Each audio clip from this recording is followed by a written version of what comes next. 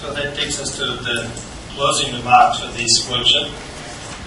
It's been extremely interesting for me, and I was puzzled with the challenge of writing closing remarks before the workshop itself. So I wasn't really sure what to write in the closing notes. But one thing that really stayed is basically the fundamental numbers that we presented today are that the baseline that was compiled by the Malak's group in November last year had an accuracy of about 44%, and the best result that was presented today, which was by the way submitted some time back, is 85.6% accuracy. Understood. Some of these results have in the meantime been improved around 37%, and someone like Cordelia had installed other things that she hadn't tried. So it's possible that the accuracy in this data set is already near 90%, and therefore there's a risk of saturation, I would say, even in a data set like this that at the sort of first sight looks very challenging because of its very, very large number of classes. So my question is basically a continuation of Tal's talk. In which direction should this data set be extended to be at the same time realistic and probing? And I'll probably put it out to the audience, and I've just written down some ideas. Do you think the number of classes should be increased, but simply by adding classes or building something a bit more structured, like an ontology around the classes, just instead of having one class per video? Is there any suggestion in this direction, continuing like putting one class label per video, or structuring the ground truth information?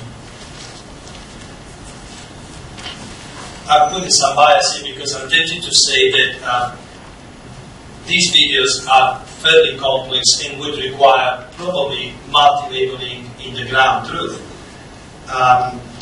So that's a first comment. Another comment that was raised in the past few days is the fact that these videos have been trimmed, have been clipped. So there are some original video posted on YouTube and they have been clipped to select the action. And if I understand correctly, the clip videos have been used both for training and for testing. So one first direction could be to put out the whole videos, at least for testing, and still do the training with the clip video. And in the future, even perhaps with the labeled data like the whole video for training. In my opinion, these two tests could also coexist to some extent. One could take the liquid label challenge and the fully labeled challenge. There's possible two versions of the same data. The longer the video becomes, the more likely it is that the video contains more than one recognizable action. So I believe that perhaps another direction for expanding this dataset is towards multi-labeling, having more than one label per video, and having approaches that can recognize from single labels up to whatever number of classes will be defined in the dataset.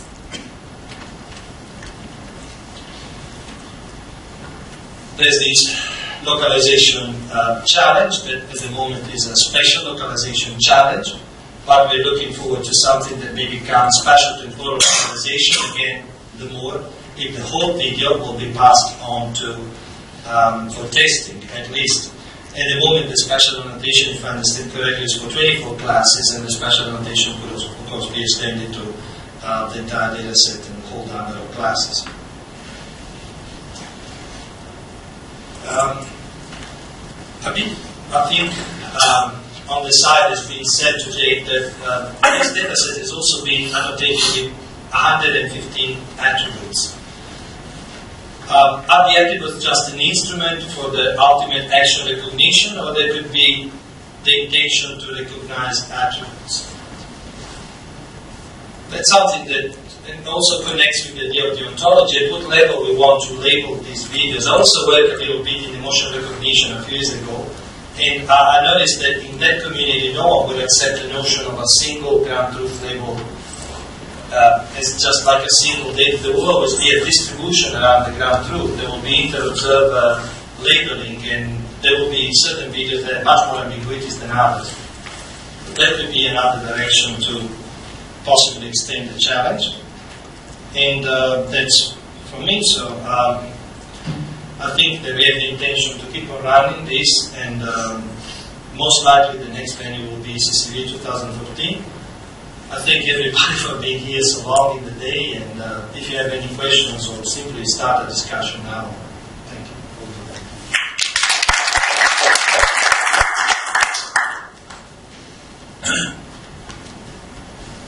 Do you think we need an ontology as ground truth? I can tell you that I've entered into Google several times, human action ontologies, looking for something like this. Just to be able to start looking for videos and make a benchmark large. When we started ASAN, failing to find something like that, we looked at there's an MIT motion capture benchmark, and they have, I guess, several dozens, maybe several hundreds of actions, and we use that as the skeleton for the actions. There, I'm not sure, other than ontologies, what would be the best way to even go out and look for videos to produce the benchmark. Do you think ontologies are a good way for labeling? I think it is. The good thing about ontologies is if you had one, it wouldn't have to be action specific. But I think it's very complicated to come up with a ontology that will work for us for N years down the road.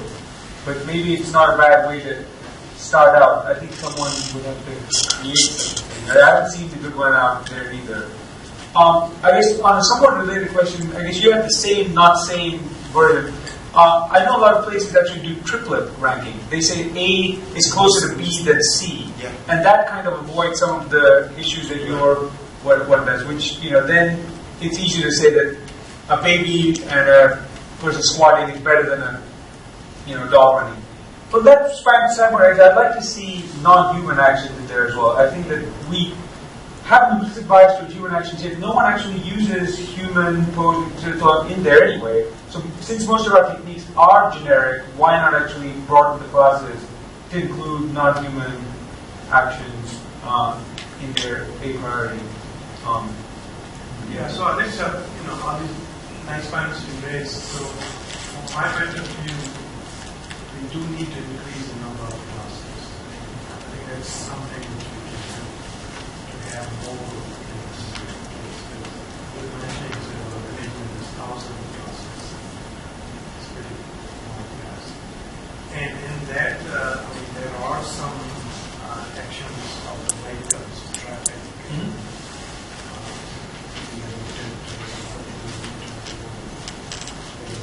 There are things which we do and so on.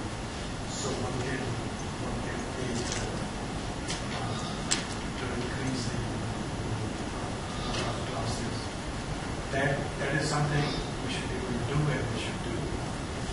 The second thing, I think from the more science and more understanding point of view, we do have to get into localization. Identifying where the actions happening, or some video that's important, and maybe treating this as not just classification or detection task. It can happen. The video does not contain the class, so it's not a class. Position other combinations or using. So, and then the attributes is another very good idea that can, we were talking about earlier, that we can take these complex actions and divide it into sub-actions, and that can be much more semantic. Explain what the action is. You have to kind of look at the more complex actions. That's the way it is. You see that the faces in UCF, the series of these activities, was Myanmar to look at realistically these videos which are user character team background and so on. So which I think we have achieved with lots of other aspects to good techniques to do it. So it's probably fair. Please. No, I was going to say, I think I strongly, support it. In the past, I was very much a fan of spatial temporal localization, but that's maybe not the direction I see immediately. I think what we really do need to do is to break out of the whole clip forced choice mode that I think we're into, because that task is an academically interesting one, but I think we've shown good results there, and it's not a task that's actually useful to anyone. We can't use it in its current instance.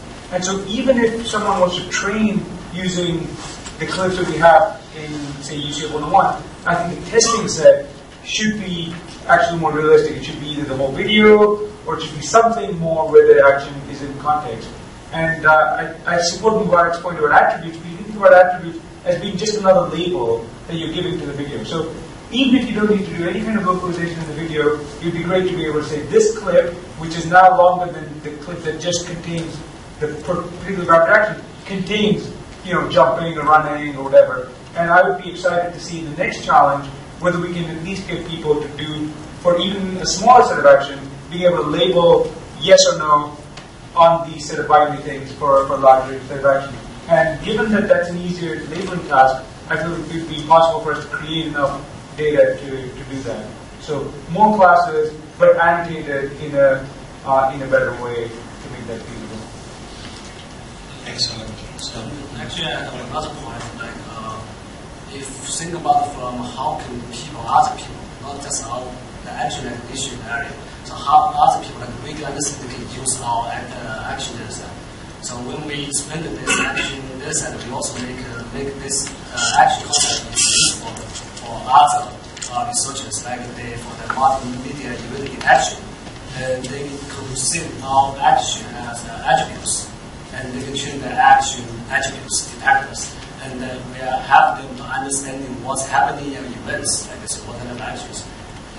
Even for surveillance, if we have daily life action concepts, and for surveillance area, they can use Twitter detector and directly apply to the surveillance videos.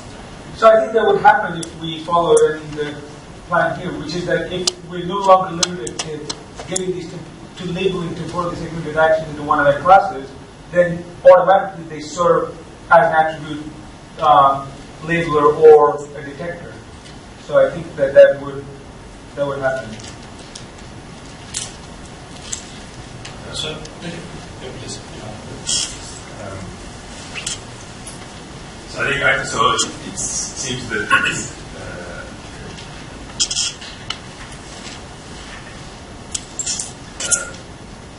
actions, it seems that we are trying to solve the proxy task. So it's not very clear that these actions which we are trying to recognize now, that they are going to serve.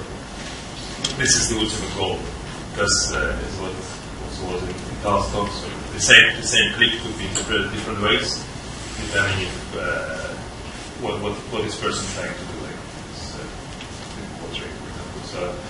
So but maybe what is clear is that you would like to understand the more structure also. It's, for example, it would not be maybe very useful to say have 1,000 classes which are maybe not very well distinguished even from person and that use very words to so maybe it would be much more better if construct a proxy task for us that we when we do something for action condition that we try also to discover the structure of what we said.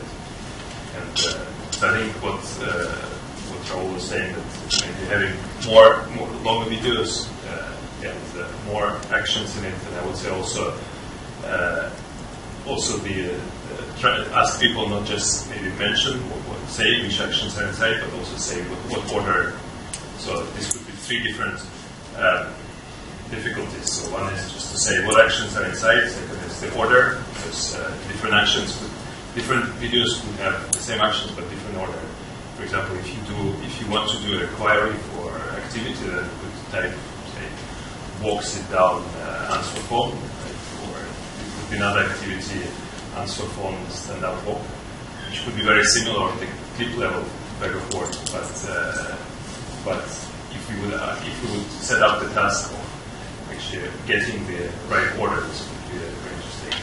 Could we also maybe get counting? You could say, how many times do you see handshaking in this? Because that would also, it would be relatively easy for us to annotate. It would break you out of the mode of, yeah. So that would be Because in most of these videos, we have cycles, collapsing similar actions, and different actions. So that also. Right, so you could actually say, and so you could answer that either through a sliding window that counts, or you could train some kind of awesome regression system that can just say, I can count it directly, but it forces us out of the local minimum, just getting a bag of words and kind of pumping it to the max. Yeah, so I think maybe having a benchmark where we have progressively more difficult tasks like naming, ordering, or temporal localizing, eventually spatial temporal localization, this would be good. Because currently what we also experienced also is KTH, yes, but then there's actions in movies. It's a very big gap. So it's probably to solve actions in movies or YouTube, we probably need lots and lots of more training data. So creating some intermediate tasks, I think would be interesting. Maybe ordering something like that. Well, we'll take two more questions, and please, comments, one here, one here. Okay. So connecting to that, I think an interesting challenge could be to look more at the live and the streaming, such as done in sports and surveillance. So currently the approach is very forensic, but actually what you want is you want to predict what action is going to happen. And if you can say that 1 second into the action rather than after the action has been completed, it's much more valuable technology. And I guess that would be a big challenge for many methods. So people have explored that primarily in the case of like UI type tasks, right? They're saying you're watching Kinect data and you're saying you need to do with low latency, you need to predict if someone is doing a punch or a kick or something. But so if you've been to the sports analysis workshop, they actually want to do an automatic recording. They need to know that someone is going to shoot it, because once you've done it, you can't change the camera. And that's why the action is so important. And that can even be a different action, the seeding action. Getting back to the subject of ontologies, we hate to wake up one day in the future and find that I've been assigned the task of building an ontologies for actions. Not just because I think I would enjoy it personally, but I don't think I'm the right person. I don't think it's computer vision's role, maybe, of building ontologies or something like that. We'd love to have a domain expert coming from whatever field of psychology. Yes, exactly. Building ontologies for actions. So in that respect, there's something just a little easier and take the focus away from the actual labeling and put it on other things are very good. Excellent. So I was thinking of a nice way to wrap up this section is we could continue probably for long, but maybe if you have any ideas, they could send an email to the workshop organizers, and of course I hope we will stay in touch with the challenge and with the letters. Thank you very much.